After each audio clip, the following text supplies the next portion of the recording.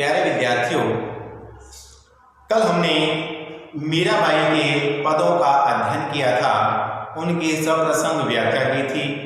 आज कक्षा 11वीं आरोह भाग 1 के काव्य खंड में पाठ 3 जिसका नाम है पथिक कविता है, जिसके कवि हैं राम नरेश त्रिपाठी जी।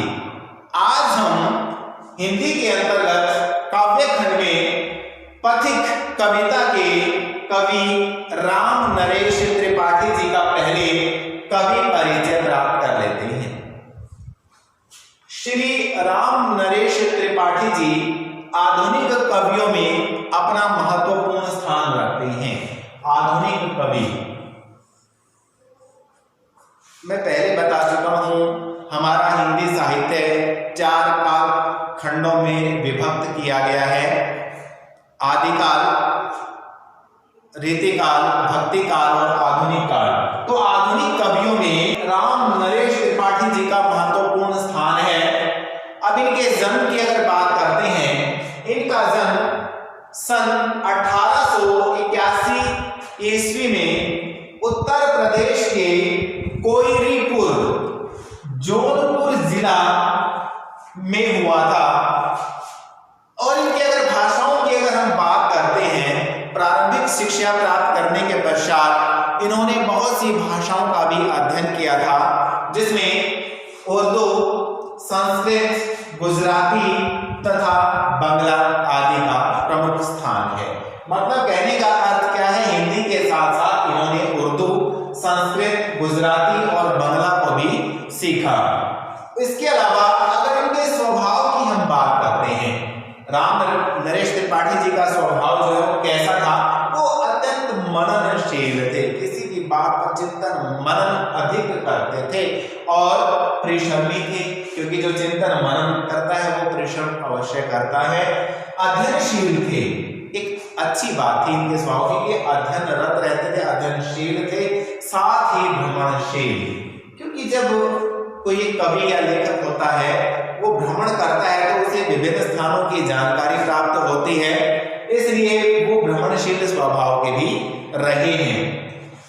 इनकी रुचि लोकगीतों के संग्रह में रही है। अगर लोकगीतों की बात करें, हमारे यहाँ भी लोकगीत प्रचलित हैं।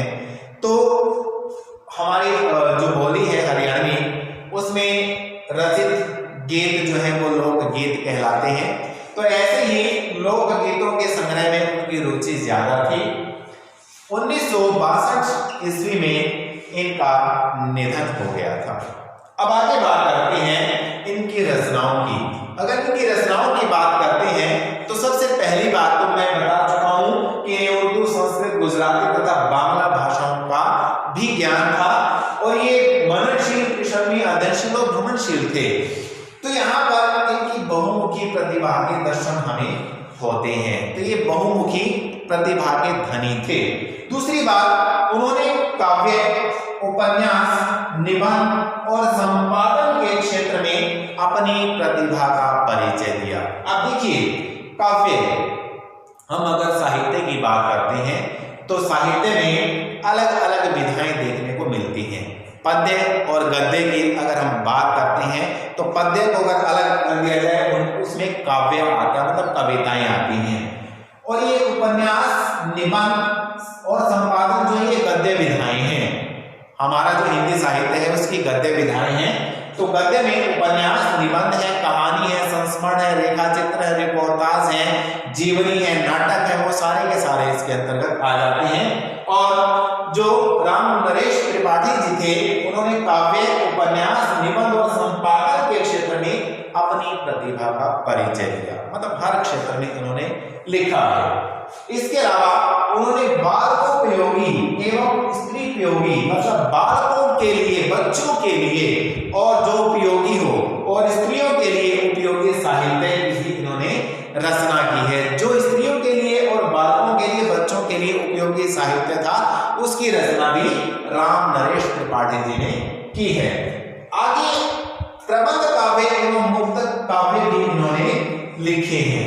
अब देखिए, प्रबंध काव्य की अगर बात की जाए तो मैं पहले आपको थोड़ा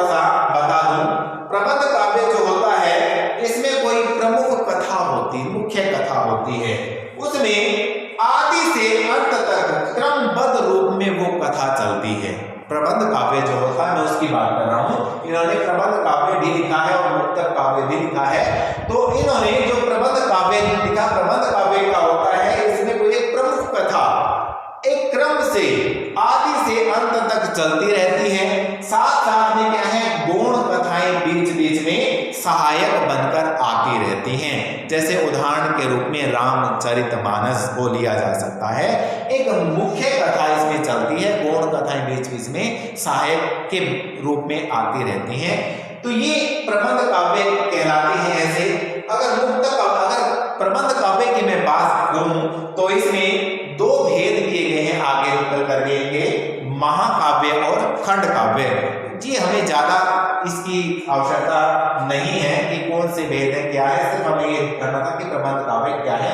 अगर मुक्तक काव्य की मैं बात करूं, मुक्तक काव्य में एक छंद में कथित बात, अगर किसी एक छंद में कोई बात कही गई है, वो दूसरे छंद में कही गई बात से उसका कोई संबंध या तारतम्यता उसमें नहीं रहती है, ये बात उसमें समझाएगी। ऐसा आवश्यक नहीं कि पहले छंद का संबंध दूसरे छंद से हो या पहले छंद में कही गई बात का संबंध दूसरे छंद से हो। जैसे हमारे कबीरदास जी और रहीम के जो दोहे हैं और मीराबाई के पद हैं, वो सारे के सारे क्या है, मुक्तक काव्य के अंतर्गत आते हैं।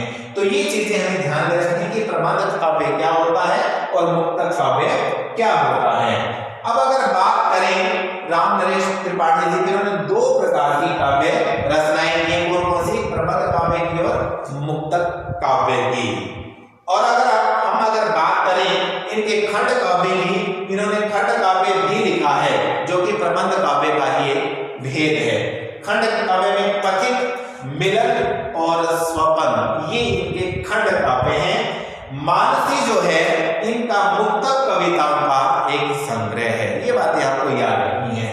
इसके अलावा अगर हम इनके काव्यगत विशेषताओं की बात करते हैं कि इनके काव्य की क्या क्या विशेषताएं रही हैं, तो हम देखेंगे कि इनकी कविताओं में देशभक्ति की भावना तो है ही। पहली बात अगर हम देखें कि इनके जो काव्य है, इनकी कविताएं में देशभक्ति की भावना है। दूसरी बात, राष्ट्रीयता के अतिरिक्त उनकी रचनाओं में पौराणिकता, ऐतिहासिकता, सत्य, अहिंसा एवं आदर्श का चित्रण भी देखने को मिलता है और छायावाद का सौंदर्य भी इनकी कविताओं में देखने को मिलता है। इसके अलावा इनके काव्य में उर्दू के शब्दों की भी झलक देखने को मिलती है। तो ये था कवि रामनरेश त्रिपाठी जी का जीवन परिचय। इसके बाद हम कविता पथिक का अध्ययन करेंगे।